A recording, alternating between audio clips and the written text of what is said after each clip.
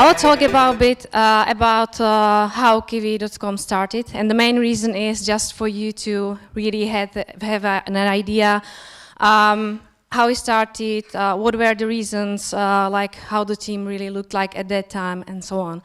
So the idea came from Oliver, our co-founder and CEO, and at that time he was a poor student that wanted to travel to Portugal with his girlfriend, and he was searching for flights, but at the time direct flights from the Czech Republic were quite expensive. And at the same time, there were a few low-cost carriers already in Europe, so he thought, okay, so maybe I can try to find some connecting flight. I have enough time, so I can stay and have a stopover. And he did it. He managed to find like 5 times cheaper flight or something like that, really like a big difference, but he spent a couple of hours doing that. So he thought, okay, so when I had this problem, maybe there are more people out there who would really like have to have some tool that would be practical for such a search. So when he came back, he started to look for developers, and he met our CTO, Jože Kepeši, who is, by the way, sitting here as well, so in case you have any questions, you can ask him later. And they founded the company. At the time, it was not kiwi.com, it was Skypicker. And it started to grow very slowly. At the beginning, it was really just a few guys, and like a bigger growth started in 2014 only. And then it kind of rocketed, let's say, at least for when you compare that to the like Czech environment.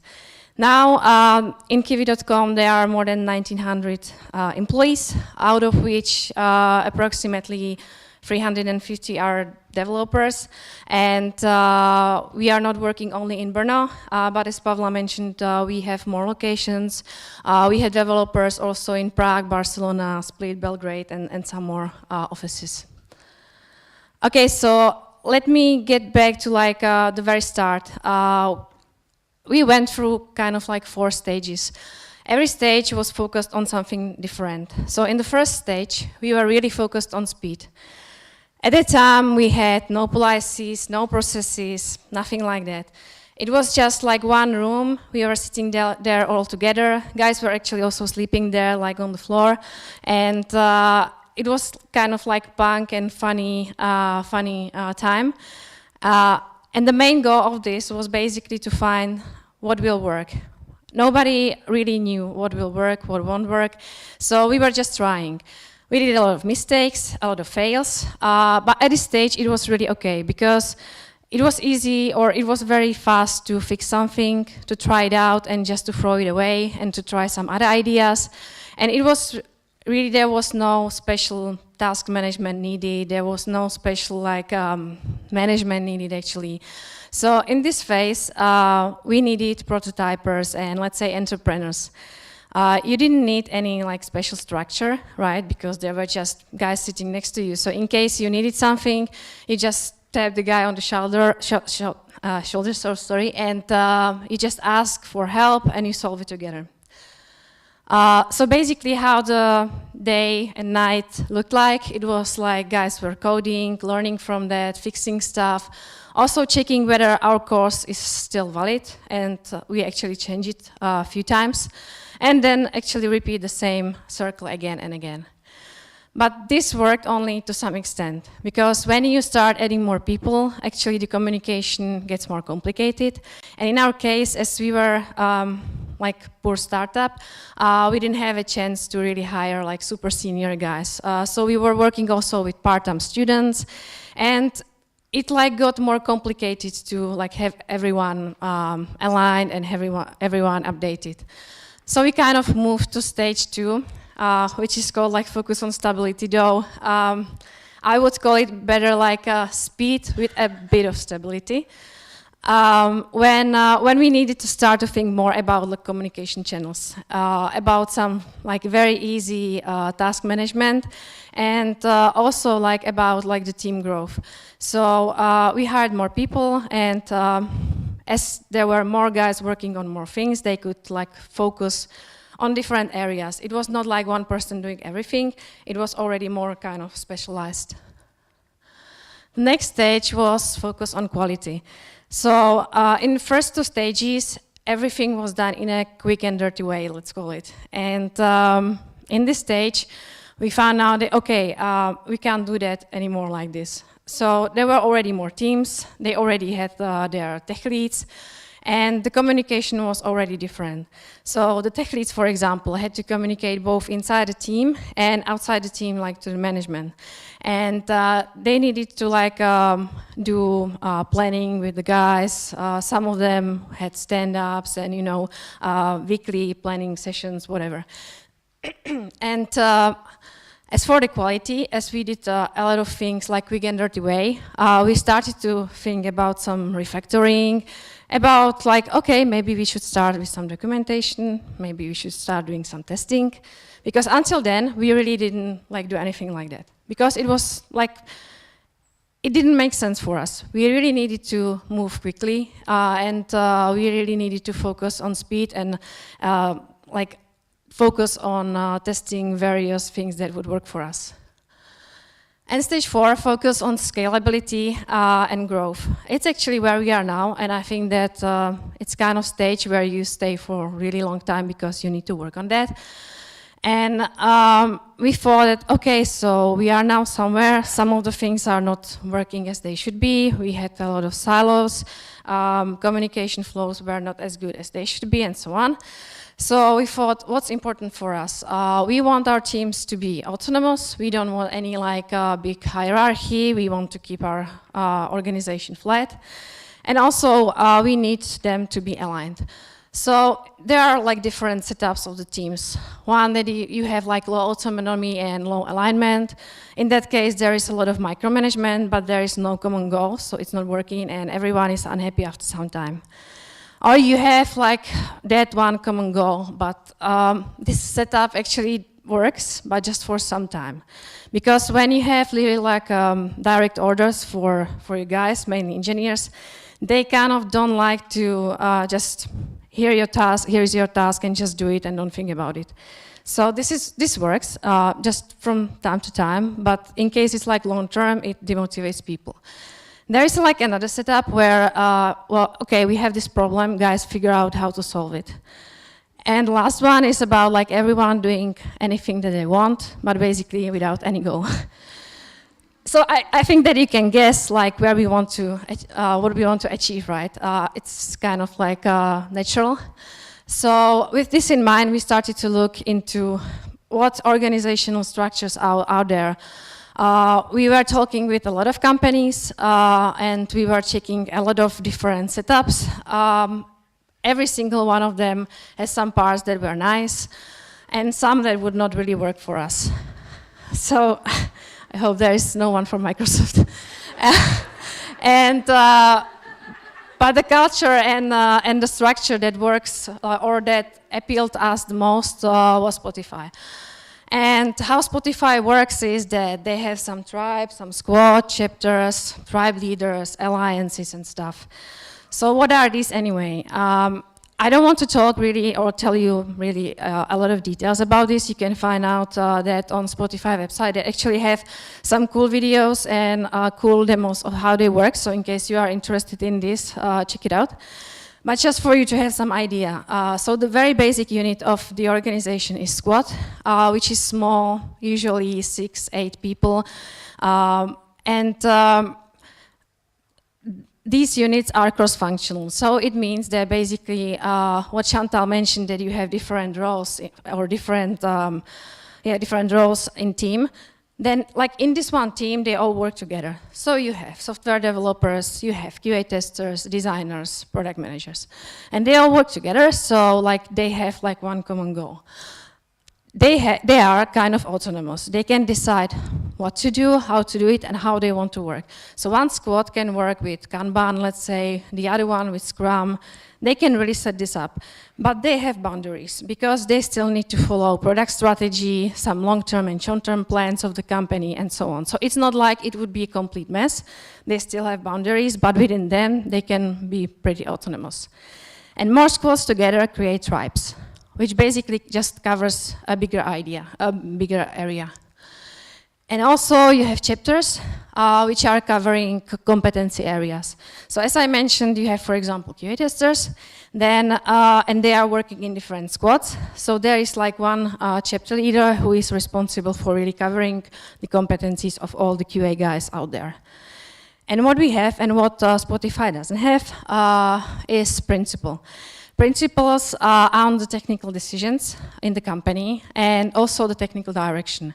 So they decide, for example, about which languages we are going to use. Are we going to add this one? Does it make sense or not? They also decide about frameworks and a lot of other stuff. This is how our engineering looks now. It seems quite a messy, but it's also because it's kind of blurry, so sorry about that. But anyway, we have several tribes with several squads. We are still in kind of transition phase, so it's not like all is set and working. Some of the tribes and some of the squads are cross-functional. Some of them are not and will never be because it doesn't make sense. And some of them are just like in the transition phase. But what is important is to keep them all aligned. So one of the tools that can be used for this is a tool called OKRs, Objectives and Key Results. You've probably heard that a lot in your companies as well, like guys asking, okay, so why I'm doing this? How do I contribute to the goal of the company with this small task? And this is actually what helps, because you have a mission and vision of the company, and from it you can derive objectives. And this together, it tells you where you're going. And then from objectives you derive key results, which are kind of like measurable things. It can be also like yes, no, so did we complete this project? Yes, no. And the key results then are derived more to to-dos. And these to-dos, those are those like daily tasks that you every day do. So when you start doing on some task, you can actually really link it to the objectives and to the mission and vision. So you understand why you're doing that and how it contributes to the whole company goals. And alignment is very important, as well as the transparency. I put there this picture because, like, imagine that you put four strong men, very, very strong men, into one rowing boat. But in case they are not aligned in their effort, and in case every single one of them is doing something different, they probably won't win, right? So it's really important that every teams, and not only within engineering, but also like within the company, really are aligned and work on the same things. And another thing that I think that really helps is growth mindset. I think that it was mentioned here already today as well. But with growth mindset, you can really achieve anything you want, because you know that there will be new challenges, there will be some setbacks. Okay, so I won't be able to do everything on the first try. But then you know that, okay, I will try another time, and I will learn from that. And I think that it's very important not just to like fix yourself and say, okay, I'm never be good in this, so I won't even try. So you need to try and you need to keep learning. And I think that by this, personally or also in organization, you can achieve a lot. And yeah, these are some things that we value in our company. And it's also for me like learning number one. Because at the beginning we thought, okay, we don't need any values. Everyone knows what we are working on. We have the same vision. We want to sell flights. And we thought that it's really like not needed for us. But once the team gets bigger and you have new guys, and once you have remote offices, it's not that easy. So for me, it's like really important, like learning that you actually need the values, because everyone needs to be aligned and needs to understand the culture. And even like for the newbies, it's then much easier to become a good team member, because otherwise he really doesn't know what to expect, how to behave, what is expected from me. So this can really help. Learning number two, it's actually not easy to choose good setup. But what definitely won't work is that you will just copy-paste something that works for someone different. And you can take the best of it, of course. You can get inspired by that, but when you just blindly copy-paste it, it won't probably work for you, because you are a totally different company. You can be set in different location. You can have different mindset of people. So it's very important to think about this. And learning number 3 is that what works now doesn't have to work in half a year, in 2 years. We are really in a fast-moving environment, and what works now can be actually a bottleneck for the future. So you should have really an open culture, open mindset in your company so that you can collect feedback. And sometimes it's hard because you then get a lot of criticism from your guys. But it's actually also good because otherwise you wouldn't know that something bad is happening.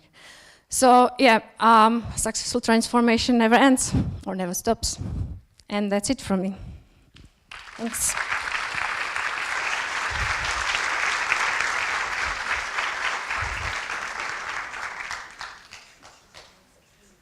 Petra, thank you very much.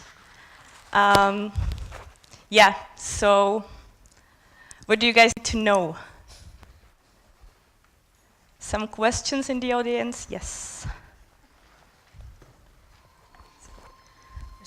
Very silly question. Why Kiwi? It's actually a good question. So when we were thinking about rebranding, we wanted to find something that is easy to pronounce, easy to remember, and also that doesn't have any negative connotation in any language because we are kind of international. So it's actually pretty hard to find some word like this, and we did quite a huge research on that. And another factor that I forgot to mention is that you can still buy a domain. So all these factors together actually led us to kiwi.com.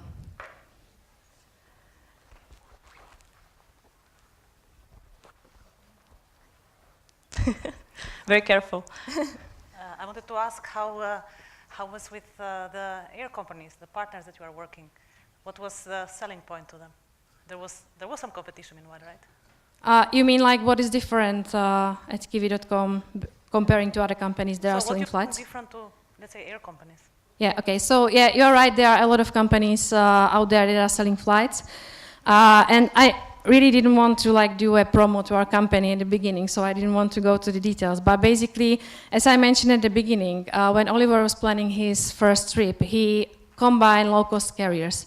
And there are companies that cooperate together, and it's like KLM and Air France, for example. And when you buy an itinerary, you are kind of covered, they do everything for you. But then there are companies that do not cooperate together at all. So you cannot find anywhere like the itinerary that would be like connecting their flights. And this is actually why we are unique. We are combining the unconnected. So the airlines that do not cooperate together, or the airlines with buses, with trains. And another point that is unique with us is that we are covering these stopovers by kiwi.com guarantee. So in case something bad happens, we will help you. Okay, another question? Yes. Out of 1,900 women, employees, how many women? Yeah, okay, so I got some numbers from HR actually this morning because I wasn't sure either. It's changing so quickly.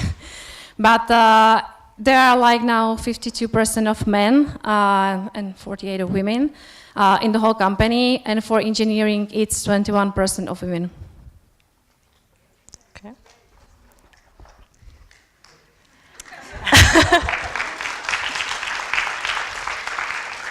Okay, can you just pass the mic towards... I would love to ask for something, actually. Have you ever experienced any troubles as a female in leadership? No. Simple question is no. Actually, we were talking about that yesterday, that I still see that in our company, it's really equal. All the women are treated very fairly, and it doesn't matter whether the idea comes from woman or man. In case it's a good idea, it's great, and we are celebrating that. But, you know, it's, I think that it's also like kind of cultural thing, and we are a young company, still growing. There are a lot of young people that just don't really make the differences between women and men, and also like nationalities and stuff. And we had one last here. So can you just like throw it? Okay. Yeah, go for it. Nice. Thank you. I just wanted to ask, in the new structure, how does the vision planning work, and also like the decision making? The first one was vision, or? Yeah, vision planning, like for the whole company when you have the tribes and squads. Yeah, so we have like one vision altogether, which is kind of like long term.